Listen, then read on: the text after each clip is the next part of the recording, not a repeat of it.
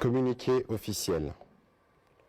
Le président de la République, chef de l'État, commandant suprême de forces armées de la République démocratique du Congo et de la police nationale congolaise, a présidé ce samedi 29 octobre 2022 à la Cité de l'Union africaine à Kinshasa, une réunion élargie du Conseil supérieur de la défense.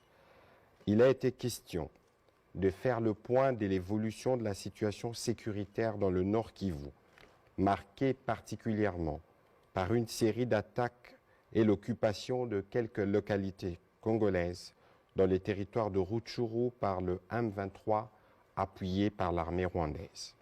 À la lumière des différents rapports recueillis sur terrain, dont celui du Centre conjoint des opérations, équipé des drones de surveillance, il a été observé ces derniers jours une arrivée massive des éléments de l'armée rwandaise pour appuyer les terroristes du M23 en vue d'une offensive générale contre les positions de forces armées de la République démocratique du Congo. Le Conseil supérieur de la défense a rappelé que cette offensive du M23, appuyée par l'armée rwandaise, vient de porter un énième coup au processus de paix de Nairobi et de Luanda engagé depuis plusieurs mois.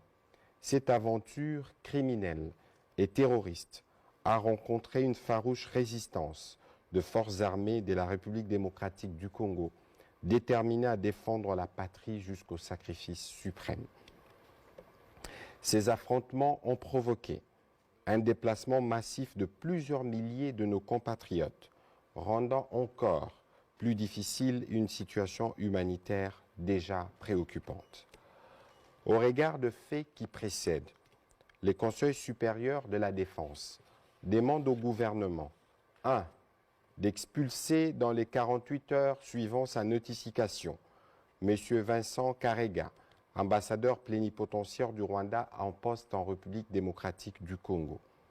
Et ce, en raison d'une part de la persistance de son pays à agresser la RDC et à appuyer les mouvements terroristes du M23 qu'il instrumentalise à cette fin, et d'autre part du mépris teinté d'arrogance des autorités rwandaises vis-à-vis tant du processus de Nairobi et de Luanda que des recommandations de la communauté internationale, plus précisément des Nations Unies, de l'Union africaine, de la Communauté de l'Afrique de l'Est, de la SADC et des partenaires multilatéraux, exigeant unanimement la cessation des activités terroristes du M23 et de tout appui extérieur à lui, son retrait sans délai ni condition des localités congolaises occupées et les retours immédiats des populations déplacées.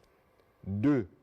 D'envoyer en toute urgence une mission humanitaire pour porter une assistance à nos populations déplacées à la suite de ces attaques. 3. De prendre de nouvelles mesures supplémentaires de restriction d'accès au territoire congolais à l'encontre du Rwanda. 4. D'accroître la force de frappe des forces armées et de sécurité. 5.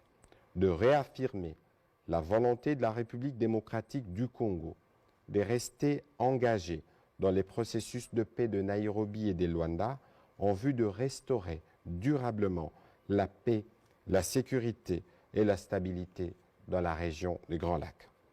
En ces moments particuliers où l'unité nationale est menacée, le Conseil supérieur de la défense a félicité les forces de défense et de sécurité de la République démocratique du Congo pour leur bravoure et leur détermination à défendre l'intégrité territoriale de notre pays, à protéger les populations ainsi que les institutions de la République.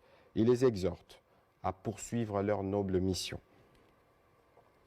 En vue de préserver l'unité nationale, le Conseil supérieur de la défense a rappelé la recommandation du président de la République, chef de l'État, celle de s'abstenir de tout type de discours, actes de violence ou des stigmatisations contre les communautés rwandophones pour ne pas prêter les flancs à l'ennemi. Il a encouragé les services de sécurité à veiller à la stricte observance de cette recommandation. Enfin, le Conseil supérieur de la défense remercie le peuple congolais pour l'élan de solidarité et de patriotisme manifesté à l'endroit de nos forces armées et de nos populations touchées par cette agression. Il a annoncé que le président de la République, chef de l'État, s'adressera à la nation dans les prochains jours. Fait à Kinshasa le 29 octobre 2022 pour les Conseils supérieurs de la défense élargie. Patrick Muyaya, ministre de la Communication et des Médias, porte-parole du gouvernement. Je vous remercie.